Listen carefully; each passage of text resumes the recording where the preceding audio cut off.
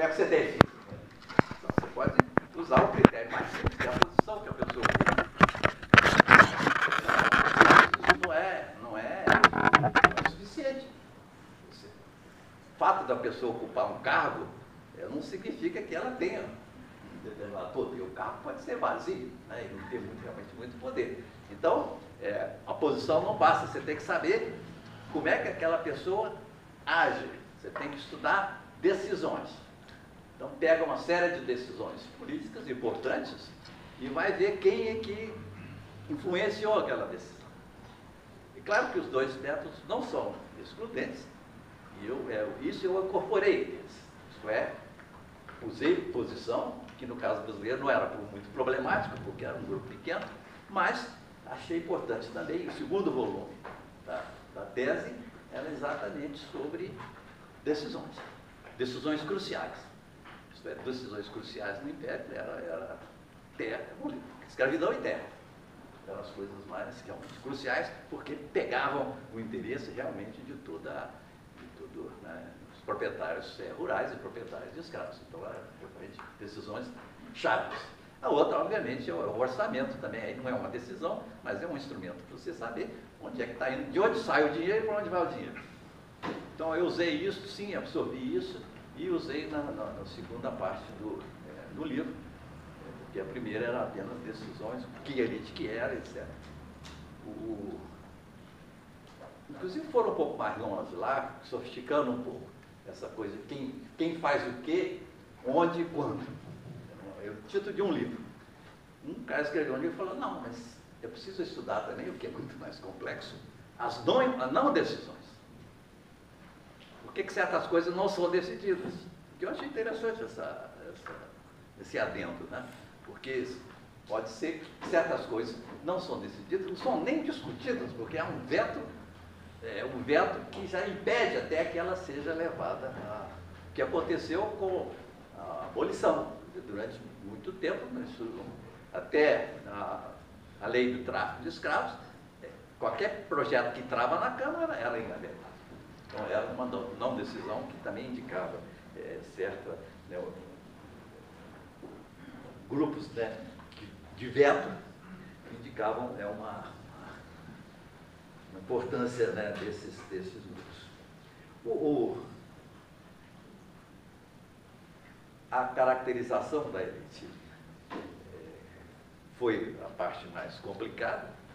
Hoje de manhã você estava discutindo isso, como é que certos dados não são muito disponíveis, mas eu defini muito simplesmente, na hora que a posição de elite são deputados centrais, senadores, ministros, conselheiros de Estado, etc. Vou estudar esse grupo que dava umas 500 pessoas, né, mais ou menos. Outros grupos que eu poderia, não tive tempo de estudar, seria a Associação Comercial, o Banco do Brasil. Poderia eventualmente ter pego essas pessoas também para pegar mais decisões na área econômica, mas aí, uma questão de economia também, tempo não foi possível. Deu muito trabalho. Também, de novo, estamos discutindo hoje, como é que as pessoas se definiam. Às vezes se definiam com 3, 4.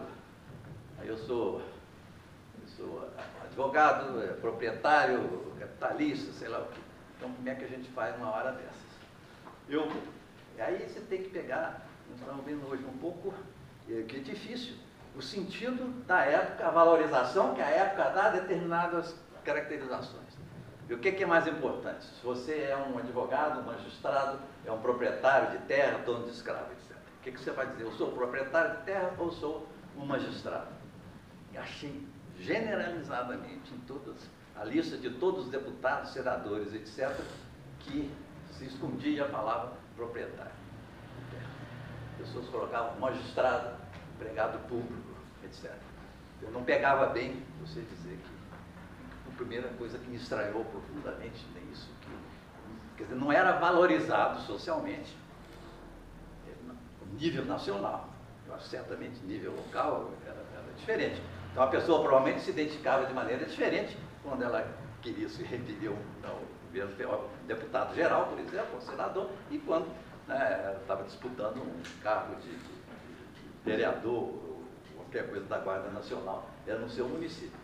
O que, depois achei muito estranho, depois eu tentei fazer um cálculo, mas alguns deles sabiam perfeitamente, esse cara era proprietário, tinha engenho, mas ele não aparece. Tentei descobrir quantos, cheguei mais ou menos a 50% das pessoas que se diziam empregado público, que teriam relações com propriedade rural, mas não declaravam.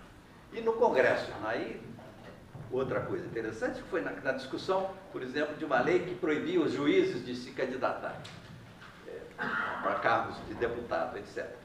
A deputada, mais de um deputado no Congresso, disse abertamente, um cara, inclusive, reformista, etc., falou, olha para os bancos dessa casa, aqui só tem empregado público aqui nessa Câmara, não há representação de comerciantes, não há representação dos proprietários rurais, nenhum. E contou. Em 103, diz ele, 80, sei lá, se dizem funcionários públicos. Então, essa Câmara não representa o país. Agora, como é que você compatibiliza isso com todas as teorias que, o Império era o domínio dos proprietários rurais, dos donos de escravos, etc. E eles dizendo que essa gente não era representada na Câmara. O Congresso Agrícola de 78, a mesma coisa, o governo convocou um Congresso Agrícola. Eu li todos os cursos do colégio, eu li o Congresso Agrícola, e eles dizendo, pela primeira vez no Brasil, o governo chama os proprietários para ouvir os proprietários. Isso me deixava realmente muito intrigado. Percepção que é essa? Que não era apenas que eles estavam escondendo, era uma coisa, a percepção de que você dizendo assim, não estava apenas escondendo que você é proprietário, mas que você não estava defendendo o interesse dos proprietários. Isso era dito explicitamente. Então, que aqui que seria um pouco a gente estava discutindo hoje, quer dizer, você dá um título, eu sou magistrado, eu sou bacharel, sei lá o quê, tem a ver um pouco com a famosa classe. Você tem os conceitos. Classe, status e poder.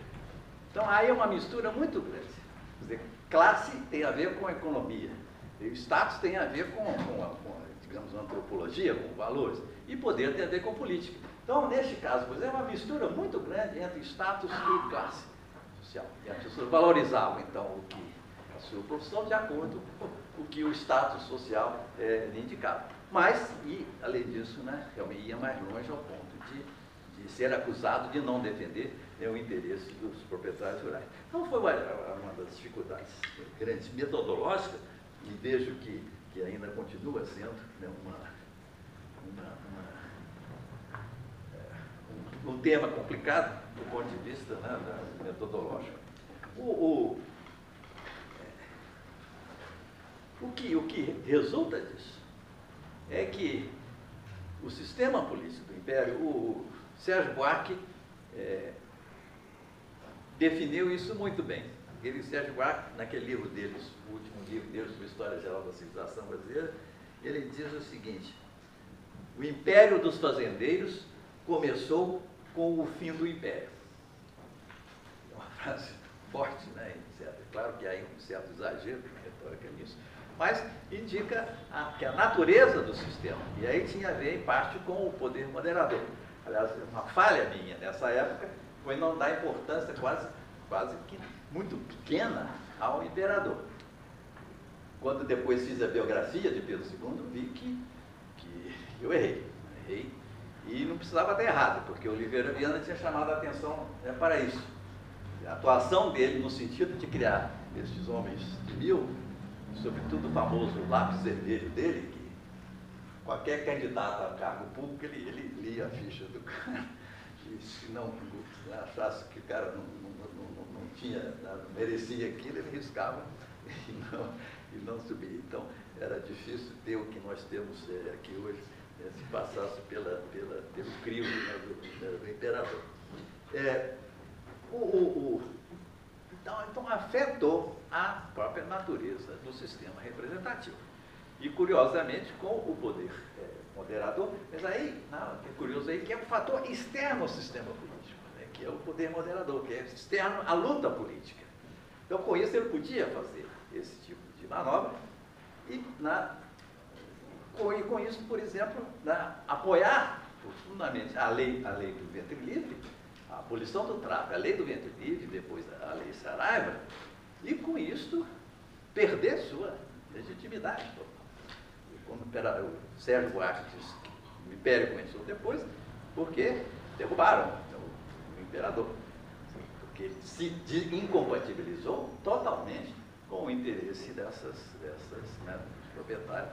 Já tinha sido abolida a escravidão, e com isso, o Warren e Stanstein fez um trabalho sobre vassouras no Rio. Ele disse que de um dia para outro, o número de republicanos disparou na cidade. Isto é, perdeu-se a legitimidade. Um ponto final, isso eu não esperava, não conhecia. Quer dizer, quando estudando, sobretudo, como é que se construiu este grupo, com uma ação bastante homogênea, bastante, né, com certas ideias, né, sobretudo em relação a manter a unidade do país. É claro que isso ajudou também, mesmo muitos deles eram abolicionistas, mas certamente a ideia, né, de manter também a escravidão, isso foi também reforçado por essa, mesmo que no final o próprio imperador tomou iniciativa contra a escravidão, mas certamente. Então, esta construção de um grupo, dessas 500 pessoas, que tinham, né, independentemente de sua origem econômica, tinham uma educação comum. Coimbra. Pela primeira vez, Coimbra entrou na minha vida. Formação em direito, maior parte com formação em direito. Uma tradição de direito romano. Carreira. Essa gente toda saía de lá, era quase que uma condição. Portugal, apesar de ele foi um dos primeiros estados modernos, no sentido de iniciar uma burocracia profissional moderna. Entravam todos na burocracia, eram ser juízes e mandados para todo o Império Português. Um desembargador ia para a Ásia, ia para a África, voltava para o Brasil e depois voltava para terminar a carreira em Portugal. Isso deu realmente a esta gente uma visão, em primeiro lugar, uma vocação de poder. Dependiam todos do Estado. Dependiam todos do Estado. E, no caso, não era tão... Existe um patrimonialismo básico aí, mas eram funcionários. Um juiz de direito tinha seu salário, tinha tudo. Ele era juiz de direito até o final da vida, podia viver disso. Então, com isso, eles adquiriram uma ideia de império também. E, em Coimbra, encontraram-se brasileiros que nunca se encontrariam na vida. Um paraense encontrava-se com um gaúcho, lá em Coimbra, né? Um mineiro com um baiano, com um cearense, nunca se encontrariam. Então, na realidade, a própria ideia de nação, de Brasil, surgiu, né, quase que entre essa gente em Coimbra, que aqui não tinha. Confidência Mineira não tinha nada de brasileira, né? Era só Minas Gerais. As outras revoltas eram todas revoltas locais. Na regência eram todas revoltas locais. Não havia Brasil, simplesmente. Não existia essa figura. Tinha um nome, que inclusive não era bem visto.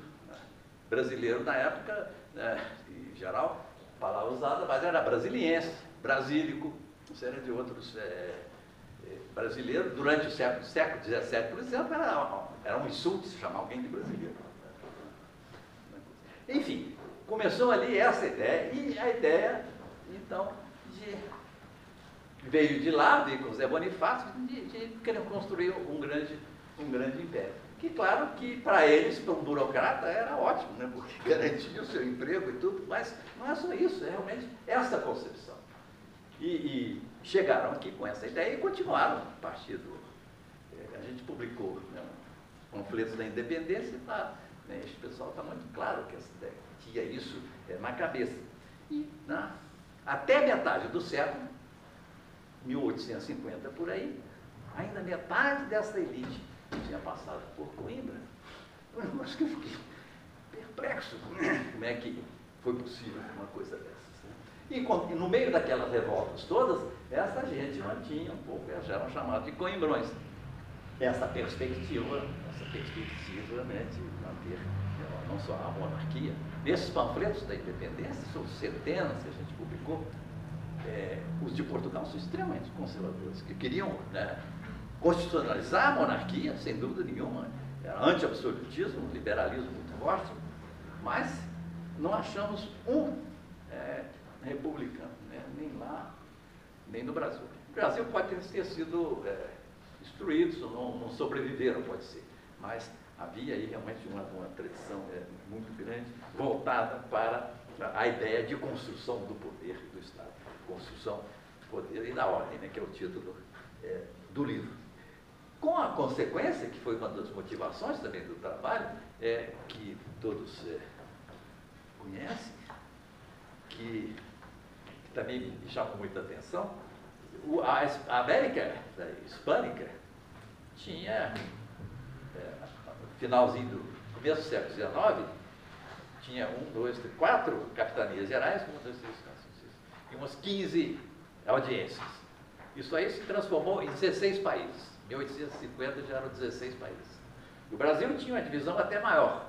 O número de capitanias tinha 19 capitanias, e em 1825 já era um país. Uma imensa diferença. E, sem dúvida, a vinda da corte ajudou, mas essa presença dessa gente com esse tipo de homogeneidade. Quem destoava na elite eram os padres seculares, né? Não os bispos, não, esse Bento era de Coimbra também, mas os padres seculares não, porque eles não foram a Coimbra. Então, a liderança dessas revoltas, antes da independência e da regência, estava cheia de padres.